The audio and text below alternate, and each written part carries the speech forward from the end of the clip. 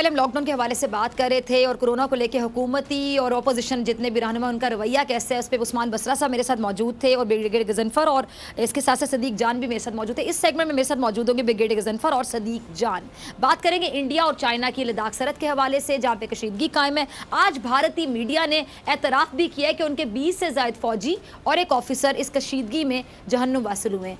ये कशीदगी पाकिस्तान और इस खत्ते के लिए इतनी अहमियत की हामिल क्यों है, इतनी अहम क्यों है?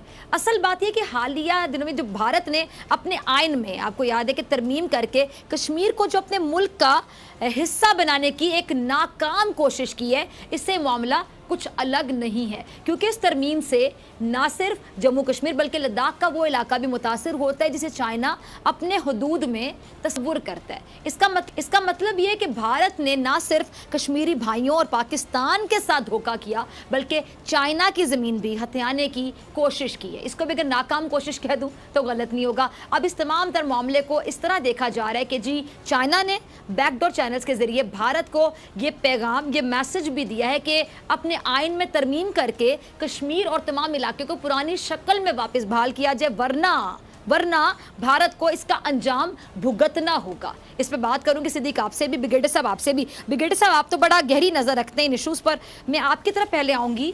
ब्रिगेडियर साहब इस बात में कितनी सदाकत है कि चाइना ने वाकई इस चीज़ का मुतालबा किया है कि भारत तरमीम करके कश्मीर और दीगर इलाके को अपनी असल शक्ल में बहाल करे? आपके पास इस हवाले से क्या खबर है?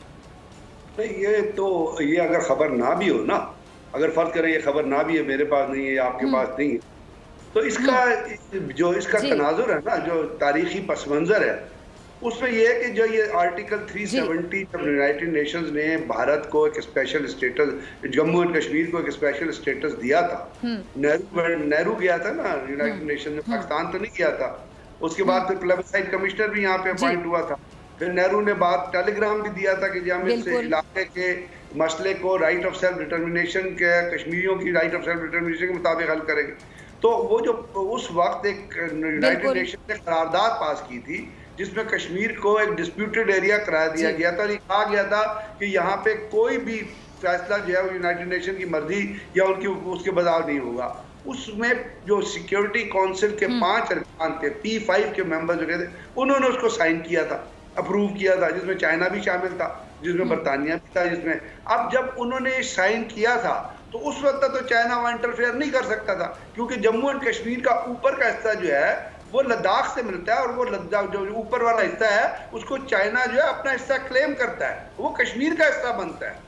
तो जब इंडिया ने वो चीज खत्म कर दी, वो खत्म कर दिया आर्टिकल, तो फिर तो चाइना के ऊपर से वो बार हट गया ना कि जी मैंने साइन किया था तो मैं इंटरफेयर कर रहा हूँ, वो तो कदम हट गई। तो उन्होंने करना ही करना था क्योंकि वो उनका अपना इलाका वो तस्वर करते हैं और लद्दाख का वो इलाका जहाँ जो कराकरम पास जहाँ से 8 किलोमीटर है और चूंकि इंडिया वहाँ पे दौलत बेग के अंदर उन्होंने एक बेस बनाया, अब वो उसको डेवलप कर रहे थे, उसको वो इंटरनल नेटवर्क के जरिए कनेक्ट कर रहे थे। वहाँ पे एक दरबूक शायक दौलत बेग रोड बना रहे थे जिससे उन्होंने, क्योंकि अमित शाह ने पिछले दिनों आपको याद है असेंबली में बयान दिया था कि हम अक्सी चीन का इलाका चाइना से हर कीमत पे लेके रहेंगे, तो चाइना के कान नहीं खड़े होने चाहिए थे कि इंडिया तो हम पे हमला करना है। ये तमाम इंडिया की दहशतगर्द पॉलिसियां हैं, दहशतगर्द दिमाग है जो नरेंद्र। अच्छा ब्रिगेडियर साहब, अब जो इंडिया के कान खड़े हो गए, अब इंडिया की जो दुर्गत बना दी उस पर भी जरा तबसरा कीजिएगा। नहीं खड़ी करते चाइनीज प्रॉब्लम, ये इंडिया की दहशतगर्दाना पॉलिसियां हैं जिसमें नरेंद्र मोदी जैसा कमीना दहशतगर्द, अमित शाह, बाबू बजरंगी और उसपे इंडियन मीडिया में वो एक है ना अरुण, क्या नाम है, अरुण गोस्वामी, अर्नब गोस्वामी, इस तमाम की तमाम ये दहशतगर्दी की जंग में ये लोग हैं जो लोगों को, जो मुल्कों को मजबूर करते हैं और फिर उनसे मार खाते हैं। मार खाने के बाद शर्म नहीं आती इनको, जाके बैठ जाते हैं आराम से। अब वो गोस्वामी जो एंकर है रिपब्लिक टीवी का, उसको लेके आए ना, उसने कल मतलब जहालत की इंतहा देखो फिजा कि वो एंकर रिपब्लिक टीवी का ये कहता है कि पाकिस्तान ने टिड्डी दल जो है वो क्या कहते हैं उसको, वो भेज दिए वहां से, दहशतगर्द भेज दिए टिड्डी दल के रूप में। कभी नहीं, कभी हम कबूतर भेज देते हैं, कभी हम टिड्डी दल भेज देते हैं। अभी तो कोरोना भी कहते हैं मुसलमानों की साजिश है, भारत में मुसलमान फैला रहे हैं, पाकिस्तान और मुसलमान उनके सर पे हमेशा सवार रहेंगे क्या? ये इंतहाई अच्छा सिद्दीक की तरफ जाती है ब्रिगेडियर साहब, ठीक है। ठीक है, दहशतगर्द जो है ना वो मैं आपकी तरफ दोबारा आती हूँ ब्रिगेडियर साहब। सिद्दीक, आपने ब्रिगेडियर साहब की बातें भी सुनी, बड़ी अच्छी बात उन्होंने की। अरनाब का जो उन्होंने हवाला दिया, आप खुद इस फील्ड से हैं, आप एक जर्नलिस्ट हैं, सहाफ़ी हैं, अपनी पहचान रखते हैं। किसी सहाफ़ी का इस तरह की गुफ्तगू करना, फिर वो क्लेम करते हैं कि जी मतलब उनका मीडिया बड़ी सही बात करता है, हमेशा हक़ाइक़ को छुपाता है, हमेशा नरेंद्र मोदी का एक ऐसा चेहरा दिखाने की कोशिश करता है जो किसी और को नजर नहीं आता होगा उनके मीडिया के अलावा। और फिर इस तरह की बातें कि पाकिस्तान से अब टिड्डी दल आ गया, पाकिस्तान से कबूतर आ गया, यानी पाकिस्तान उनके हवास पे इतना सवार रहता है, तभी तो हमारी इतनी बात करते हैं। वैसे अच्छा है, हमसे डरते हैं सिद्दीक, देखिए मैं हमारे कबूतरों से भी डरते हैं, टिड्डी दल से भी डरते हैं। बिल्कुल, वो तो जहाँ से हवाएं जो जाती हैं वो कहते हैं गर्म हवाएं पाकिस्तान ने भेज दी हैं, वो तो ये भी कहते हैं। मैं ये समझता हूँ कि अरनाब की तरह के जो एंकर्स हैं उनकी वजह से हमारा इंटरनेशनल मीडिया में इंटरनेशनली हमारा केस मजबूत होता है। जब उनकी इस तरह की हमाकतें, बेवकूफ़ियाँ, अजीबोगरीब बातें जब इंटरनेशनल मीडिया देखते हैं तो हमारा केस मजबूत होता है। जब हम इंटरनेशनल मीडिया के सामने ये बात कहते हैं कि यार इनका दिमाग चल गया है, इनके दिमाग से ये लोग फारिग हैं, अकल शक्ल इनके अंदर कोई नहीं है और ये बिल्कुल ही पागल हो गए हैं, तो वो जब वो क्लिप इनके देखते हैं तो उनको अंदाज़ा होता है। और अब ये चाइना के साथ मामला इनका चल रहा है, उसमें भी इनको ये पता चल गया होगा कि फिल्म की शूटिंग में और अरनाब के प्रोग्राम में जो कुछ दिखाया जाता है वो और चीजें होती हैं और हकीकत कुछ और होती है। पहले इन्होंने पाकिस्तान के साथ छेड़छाड़ की, वो इन्होंने पाकिस्तान में इनके फौजी बने ना, फिर अजय देवगन और वो जो अक्षय कुमार जिस तरह की वो स्टंट्स करवा रहे होते हैं उनसे। बिल्कुल, तो अब इनको देखें, पहले पाकिस्तान के साथ छेड़छाड़ की, पाकिस्तान इनके साथ क्या किया, अब चाइना के साथ की वहां से। लेकिन मैं आपको एक चीज बता दूं कि जो मोदी की पॉलिसी है ना, अब आप देखेंगे मोदी क्या करेगा। मोदी की पॉलिसी जो है ना वो जो हमारे यहाँ जो ताकतवर और कमजोर के सामने मियां नवाज शरीफ साहब की पॉलिसी थी या मुश्किल रहमान की पॉलिसी है, मोदी की पॉलिसी मुश्किल से मिलती जुलती है। नवाज शरीफ साहब जब ताकतवर अगले को देखते थे, वो कहा जाता था ना कि वो एक हाथ गिरबान पे रखते थे, एक पाँव पे रखते थे, ताकतवर हो तो पाँव पकड़ लो, कमजोर हो तो गिरबान पकड़ लो।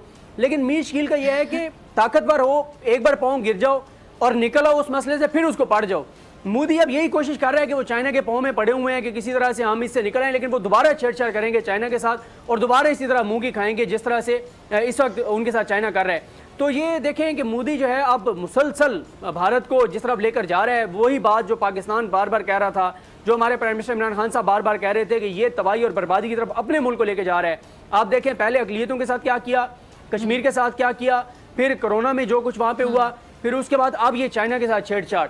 तो ये सारी चीजें मजीद इनको तबाही और बर्बादी की तरफ लेकर जाएंगी और पाकिस्तान का केस मजीद मजबूत हो रहा है। दुनिया को नजर आएगा कुछ मजीद हम बात कर लेते हैं ब्रिगेडियर गजनफर से भी।